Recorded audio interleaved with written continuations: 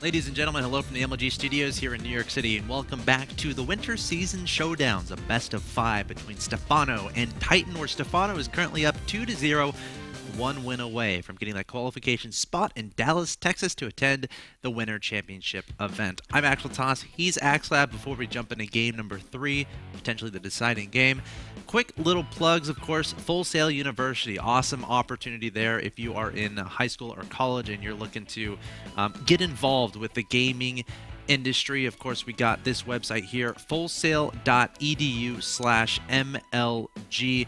Of course, if you're ready to channel your fervor for games into a future in video game creation, join the ranks of gaming greatness at Full Sail University. With more than a decade of experience in the industry, Full Sail delivers a highly specialized education that's as close as you can get to working in a real video game studio. Of course, when you visit the website, this is pretty much what you'll see. Choose the degree you'd probably be most interested in. We got game design, game art, game development, some info about yourself, and of course they will send some info right back at you. Gamer University in Pixels We Trust there. Awesome opportunity there for anyone looking to get involved with the gaming industry. Also, we got we just saw a little promo for Ultimate Gaming House.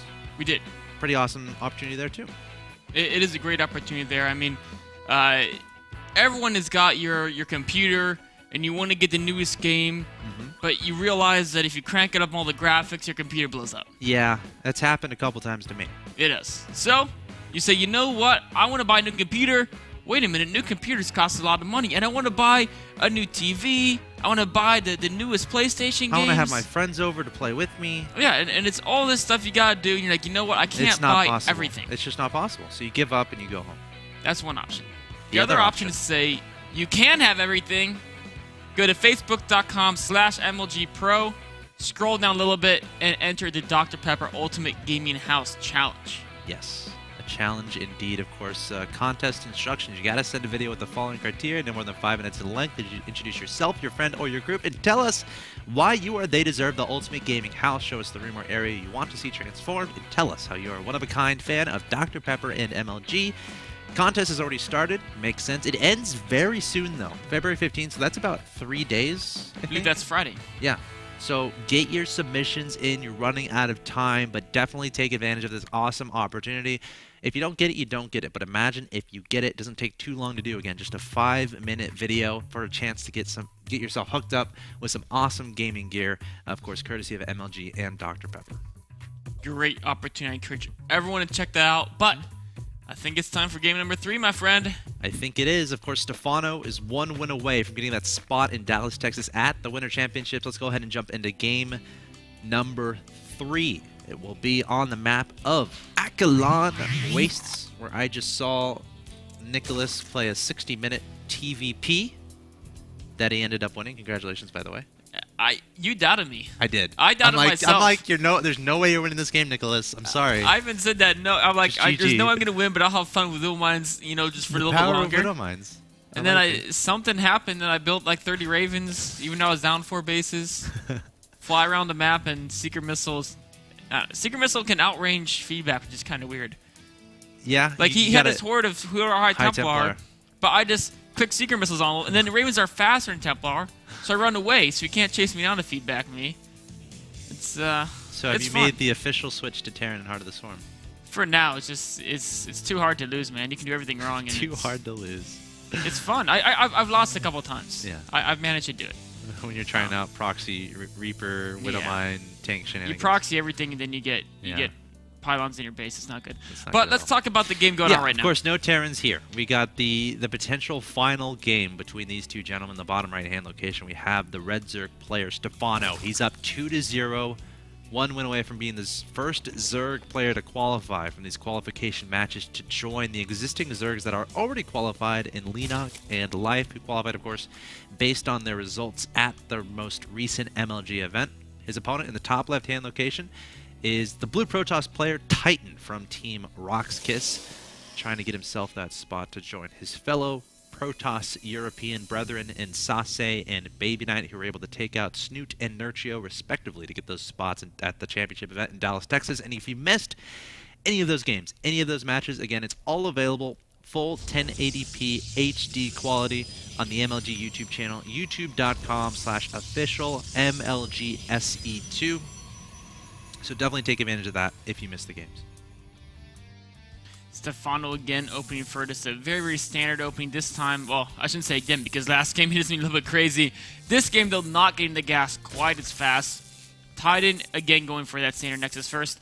You know, Titan's in a position that's very, very tough for a pro gamer. I mean, the first game, he was very far ahead, I felt like. But he just, you know, he just didn't keep track of his opponent's army. His force fields just weren't hitting where he wanted them to hit. And, you know, when you lose a game like that, where, like, in the game, you're like, okay, all I have to do is hit the force field buttons correctly, and I'm going to win. Yeah. And then it all goes wrong, and then the next game, you're like, okay, I just got to make sure I do the same thing and make sure I hit my force of this game. And that's all he's thinking about. Then all of a sudden, Roche show up at his base, and he's like, what? Where'd those come from? Yeah, and then it's hard to get your mind centered. It's just a really tough spot. Let's see if he can bounce back from though, because he's got that, you know, that Russian strength, that inner enduring spirit of all those great people. So I think he's got a shot, but it's going to be very tough because Stephano is just he's good, man. He's very good at the game of StarCraft 2, and supposedly at Heart of the Swarm as well. Of course, he's opening up this game how he did in the first game, taking 2 very fast bases. Of course, this is a bigger map compared to Cloud Kingdom. You know, you can compare it. It can be compared to Daybreak. So not too surprised to see him do this. Let's see, though, if Titan can come up with anything to take advantage of the supposed lack of early defense here from Stephano, because that's one of the most vulnerable moments, is when you don't have any gas, you don't have speed, you have to rely on slowlings and queens and spine crawlers to fend off your opponent. And I really did like the move there from Titan on the Daybreak game, moving forward with that Mothership Core, a couple zealots, forcing his units to forcing his opponent to make Zerglings instead of drones. So we'll have to see if he does something similar here. It doesn't look well. It could be. He's but not chrono boosting the core. Yeah, he's not chrono boosting the Nexus as far as Mothership Core is concerned. And he's getting that third gas before any extra gateways. You know, I really want to see him. Well, he's getting a +1 weapons, which is kind of weird. I feel like on this map, if your opponent takes a third where Stephano did that fast, airplay would be exceptionally strong. I mean, the distance for Queen's move between the bases is actually kind of far, because the ramp's kind of far out there. But your air units, like if you get a couple Void Rays supported by Oracles or something, you can just bounce between those 2 bases. And the new Void Rays kill Spore Crawlers ridiculously fast. Like, it's actually kind of gross. Like, you just get like 3 Void Rays and you just kill everything. If your opponent opens with the 3rd bases spread out this far. He's not going to go for that, though. Going for a very fast Twilight Cancel. You know, I think this is going to be a Blink +2 push. Yeah, of course, chrono boosting the heck out of that +1 upgrade. Could be DTs. He's adding on 2 gateways as well. We'll have to see what he decides to do, and it is going to be Blink. You know what's awesome? In Heart of the Storm, I feel like you could almost do both. Just because the Dark Trident is 150 like, gas, you could do DTs and follow up with Blink. Of course, this type of Blink +2 attack, anything that delays it is really huge, because if your opponent gets like a critical mass of speed roaches, then they can kind of run into your stalkers, and even if you blink, they'll just run into them again and then start getting those trades. And that's because you don't have the force field count. And so because you don't have the force field count, you really need to hit very fast, and ideally before they even get roach speed, so you can just do so much damage before that speed completes. Mothership Core extending across the field here, taking down a Zergling. Oh, well, looks like he forced a Zergling to run away. Doesn't have any kills to his name just yet. Going to try to take out this Creep Tumor. That's a clever move. And he is going to take down the... Oh, it was canceled. Was it? It was canceled. Yeah. Very, very fast canceled by Stephano. This guy's good. We said it already. He's doing everything. And he's still, you know, even the small little Creep Tumor cancel he gets. And that's actually really important. Because that's not a Creep Tumor he really wants to have to replace. And also would take him time to get a Queen down and replace it. So maintaining that creep spread, very, very, very important, especially when your opponent's going Blink Stalkers, because the speed is super important against Blink Stalkers. It's your ability to close with them after they blink backwards that really dictates how effectively you can kill those Stalkers off, and he's not going to have detection. So the more creep spread you have once you get it out there, the Protoss can't do anything about it, given the build he's choosing. Stephano has a lot of roaches and lings in production here, and I'm not 100% sure he saw this Blink Stalker aggression, but now he definitely sees it. The Stalker's coming here from Titan straight for that 3rd base, trying to hit as fast as possible, but Stephano already has so many lings and roaches on the field. There's the Time Warp there. Oh, I like that. From Titan, going to start blinking back to the high ground, I would imagine. Has that high ground vision that Stephano You know, can't necessarily pursue him up there. But no, look at this. Is Blink not done? There we go. Blinking out of there. Lost a lot of stalkers there, Yeah, he did his 2 or 3. Maybe it wasn't quite done. I forgot to look there. I just assumed it was done. Yeah. That's not going to be good. Oh, blinking down. The Roaches might turn around, though. He's on lose speed, another too. stalker. Oh, Speed Roach is on creep bar so fast. Move speed 4 Yep. versus only 2.9. Even off creep, they're going to be able to run down the stalkers. Wow. I think Stephano's got this. Yeah, more stalkers warping in. Right into the jaws of Roaches, Did Stephano know this was coming, or was he planning on doing aggression of his own? Because, like, he had those Roaches and Lings out well before the stalkers were shown. Well, you know, he knew his opponent didn't have a third base, so he probably suspected some timing was coming. Yeah. I'm not sure how it would have done against Immortal Push, but as is, I mean, it's just a massacre, man. Triple the food. Once you get that many Speed Roaches, like I said, into the Blink Stalker ranks, it's just pound for pound, power versus power, and you don't want to go into like a punching contest with a Roach, man. These guys are tough. Titan not able to get what he wanted done, trying to take a third in desperation. Yeah, I'm going to look at units tab really quick. He has 3 Stalkers, 4 Sentries, and 1 Mothership Core to defend this third against He needs a Dark Shrine, man. 37 Roaches. He does have the Twilight Council when behind Dark Shrine. He needs a Dark Shrine. I don't even know if that would be enough. Stephano is up 160 to 69 in supply. He's going to see this Roach army and be like, oh no, what can I do? But that's only half of it. The other half's coming up to natural. Oh, man. Stephano has so much, overwhelming his opponent with Roaches for the 3rd game in a row. Titan desperately trying to come up with an answer. We'll have a Time Warp available in a little bit. We'll have Mothership, Photon Overcharge on the Nexus available in a little bit as well. But I don't think there's any answer to these Roaches. Beautiful Time Warp, though. Yeah, they hit like the maximum number of Roaches you could ever hit there. Titan trying everything he can do to get in this game. Notice he can go for Nexus, and as soon as that Nexus goes down, that's going to spell the good game, I would imagine. And Stephano, I think, you know, he's figured something out. He's like, you know what?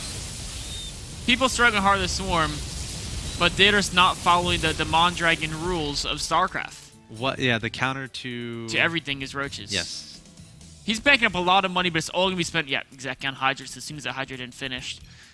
Pouring that money in there. Wow, GG there from Titan, and Stephano with a convincing 3-0 victory over his opponent, which means you're going to see the Evil Geniuses player Stephano at the Winter Championships to participate in the Heart of the Swarm tournament on March 15th. Congrats to Stephano and Team Evil Geniuses. Unfortunately for Titan, not able to make it happen. Let's take a look at the European recap. There we go. Sasek, again, with a 3-0 victory over Snoot.